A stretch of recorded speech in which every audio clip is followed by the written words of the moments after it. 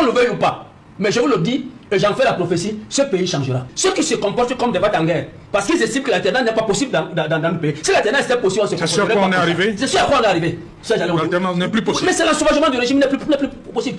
On dit souvent que le seul viatique qui permet de traverser la vie, c'est un grand devoir et quelques sérieuses affections. Les affections périssent, c'est jamais autour. Elles sont même mortelles. Un ami, une femme, une église, un principe, un idéal peut vous précipiter dans la tombe, mais c'est le devoir dure autant que nous. Je suis venu ce soir parce que j'ai l'intime conviction et la profonde conviction que tout au long du déploiement existentiel de Ekane Anissé, il n'a fait que son devoir. Et son devoir était lequel? Celui d'avoir pensé que dans notre pays on peut vivre autrement. Celui d'avoir pensé que des vertus comme la démocratie peuvent être implémentées dans un pays, parce qu'en principe, cette vertu cardinale n'a qu'un seul rôle, c'est de changer la vie des autres. L'engagement politique est fait de ça. Et toute sa vie, cet homme que nous pleurons aujourd'hui n'a fait que ça. Et aujourd'hui, tous ses congénères lui reconnaissent sa probité morale et son magistère intellectuel. Je ne peux que m'incliner devant ça. Et pour dire qu'il y a 2 jours, j'ai la dernière de mes filles qui fait terminale au lycée classique. Elle s'appelle Ngonunga Sharon Aravan. Elle m'a lancé une question lancinante. Papa, pourquoi l'a-t-on arrêté? Pourquoi on l'a laissé mourir? Et cette question d'une enfant de 16 ans est lourde de sens et de conséquences. Qu'allons-nous dire à la postérité? Qu'allons-nous transmettre à la génération qui vient d'après nous? Que faire de la politique est un danger? Que s'engager est un danger? Que recuser un principe, fût-il un résultat électoral, est un danger? Que c'est une chape de plomb? Que c'est un plafond de verre? Que nous allons en mourir? Je cherche vous offenser en vous disant, est-ce que c'est la question? C'est pour ça que cette question est profonde pour moi. Parce qu'elle suit l'actualité. Elle sait que M. Ekane était très malade. Et la question qu'on se pose, c'est que comment est-ce qu'on peut enlever Ambassia, un homme de 74 ans, qui est très malade, et l'amener? Est-ce que Ekane Anissé avait sa place là-bas? Est-ce que Ekane Anissé était porteur d'armes? Est-ce qu'il avait une arme de destruction massive? Est-ce qu'il avait quoi? Il n'avait que ses propos. Il n'avait que ses propos, il n'avait que ses paroles, il n'avait que sa verve oratoire, sa joute oratoire, il n'avait que sa formation et sa stratégie. C'est ce que Ekane Anissé était. C'est la définition de l'homme, rien d'autre. Et cela soulevait les montagnes, cela faisait croire à certains Camerounais que c'est la voie la mieux à même à suivre. C'est ce qu'il était, c'est ce qu'il avait. Le Cameroun, il n'y a rien de sérieux dans ce qui se dit, rien. Parce que, je le dis toujours, il faut regarder la vie avec les yeux du futur et la mémoire de l'histoire. Quand on ne connaît pas l'histoire de son pays, qu'on ne se perde pas en conjectures inutiles, on risque même de s'engouffrer pour ne plus en ressortir. Je vais prendre un cas simple. Si je fais un parallèle simple, Ruben Nyobe est mort le 13 septembre 1958. Après qu'il ait fait 3 missions aux Nations Unies de très haute portée, soutenues par la majorité du peuple camerounais, on l'a traité de maquisard. On l'a traité de maquisard. On lui a affublé de tous les noms d'oiseaux. Pour que, des années plus tard, on reconnaisse que ce monsieur, c'est lui qui a posé la problématique de l'indépendance de notre réunification. Mais quand il le faisait, on le traitait d'un nulard, d'un va-nu-pied.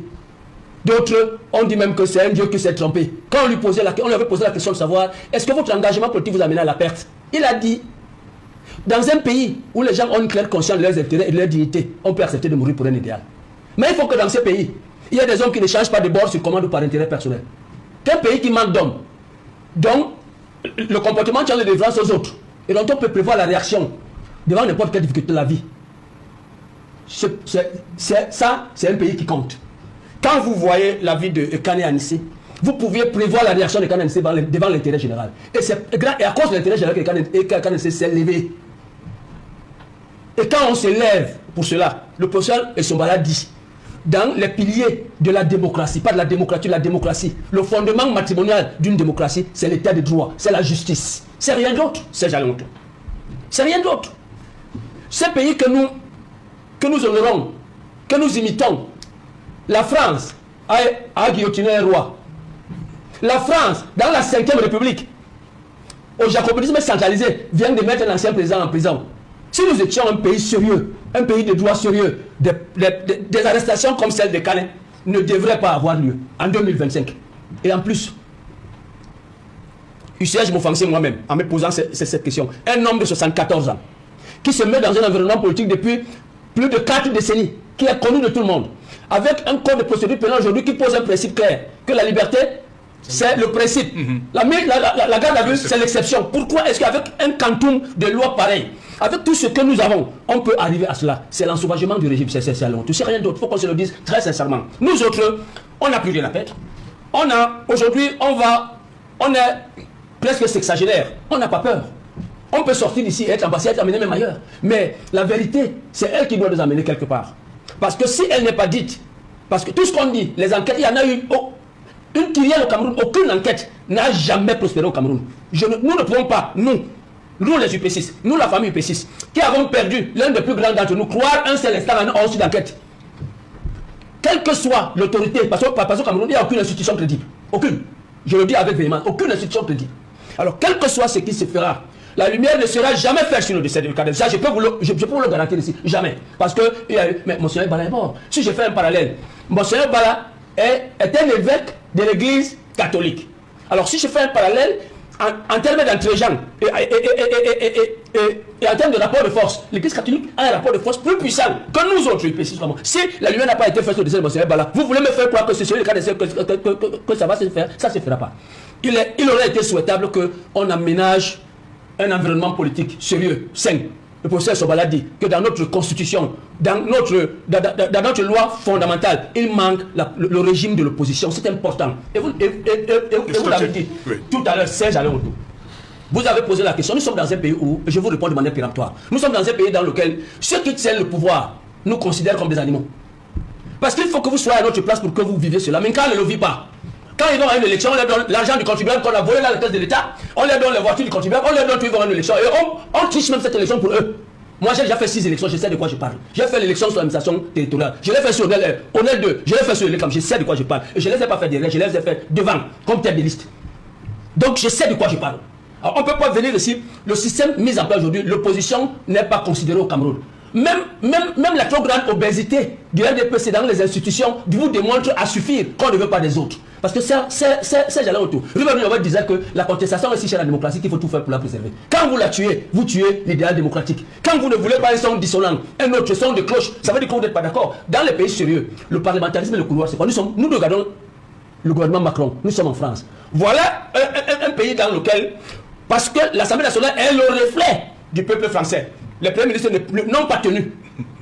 C'est ça, un régime démocratique. Nous, ici, on fait l'élection, on fait tout pour qu'un seul parti ait la majorité la plus absolue possible pour qu'il n'y ait pas la contestation. Un pays sans contestation est un pays mort. Thomas Jefferson, dans son superbe essai, La liberté et l'État, il disait, s'il m'avait été demandé de choisir entre un gouvernement sans journaux et des journaux sans gouvernement, je choisirais sans hésitation des journaux sans gouvernement.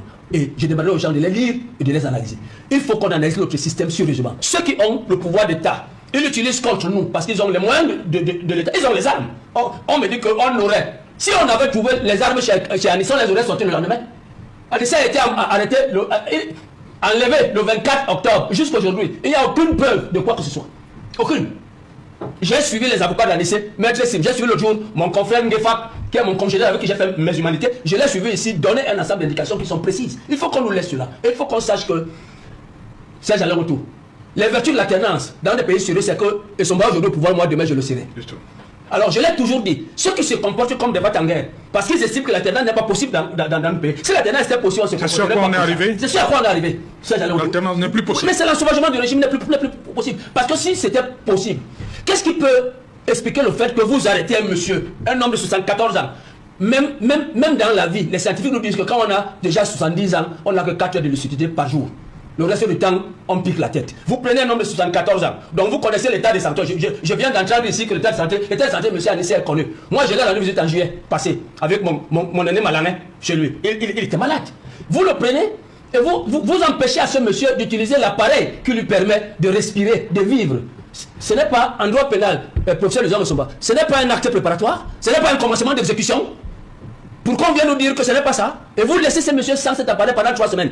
Pour qu'après, ils passent de pas à trépas. Et quand on vient nous faire des philosophies, ce n'est pas de la philosophie. Nous sommes dans les faits, nous sommes dans de la vérité. Si vous voulez tuer nous tous, tuer tout le monde, mais on vous dira que ce qui se passe dans notre pays n'est pas sérieux, c'est jamais retour. Et qu'il faut qu'on ramène la balle au centre. Il faut que l'état de droit prévale. S'il ne prévaut pas, nous courons vers le mur. Parce que ce qui va arriver, c'est jamais retour. Quand les gens auront marre, parce que les gens ont marre. Quand les gens auront marre, ce qui va se passer, chacun va se créer son potentat et il va agir comme il veut. Là où il est passé, si l'État ne peut pas tous nous protéger. Quelqu'un disait, c'était un congénère, même pas un congénère, un contemporain dans la superbe matière de Lison Osoba, qui disait que si l'État est faible, il nous écrase. Et s'il est faible, nous périssons. S'il est fort, il nous écrase. Georges Burdeau. Alors, où en est-on?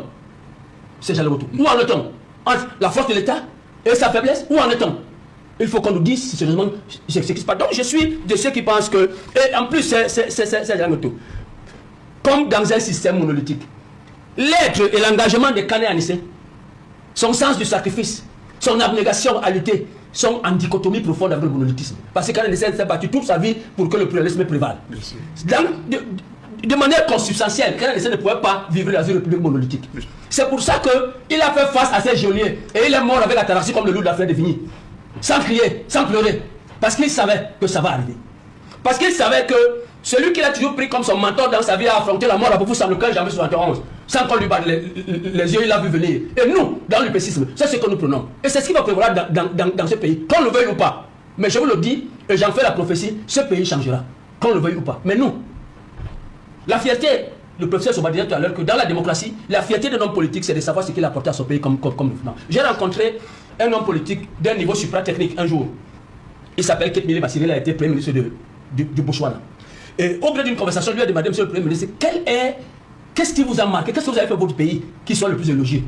Ça dépend, monsieur Otto. Il m'a dit, j'ai empêché mon pays de rentrer dans les fourches coudines du FMI. Je n'ai pas fait de programme de semence structurel pendant 8 ans de Premier ministre. Aujourd'hui, le Botswana a l'économie la plus prospère de l'Afrique australe. C'est ça un homme politique. Les nôtres ici ne peuvent se faire de rien. Après les plans quinquennaux, aucun programme économique n'a été réussi. Aucun. Alors où est la prospérité? Qu'on disait à Mourouzi. Où est la démocratie? Où en sommes-nous? Qu'aujourd'hui, en 2025, des hommes de 74 ans meurent. Et quand j'entends Minka parler d'une chambre d'hôpital. Mais le ministre de la Santé du Cameroun a dit que les plateaux techniques sont équivalents à tous les autres. Pourquoi ils vont aller se soigner ailleurs? Vous imaginez qu'on peut prendre le président Canal, vous allez le mettre dans une chambre humaine? J'ai suivi les avocats de M. Canal, ceux qui ont écrit, sa famille politique, sa famille nucléaire, ses amis qui sont intervenus. J'ai suivi là où le président était couché. Est-ce que c'est digne d'un homme qui porte les aspirations profondes de son pays? L'opposition au Cameroun n'est pas considérée. C'est tout. Elle est considérée, elle n'est rien. On ne la considère pas. On l'appelle quand on veut faire la couleur, pourquoi on demande qu'on est pluriel?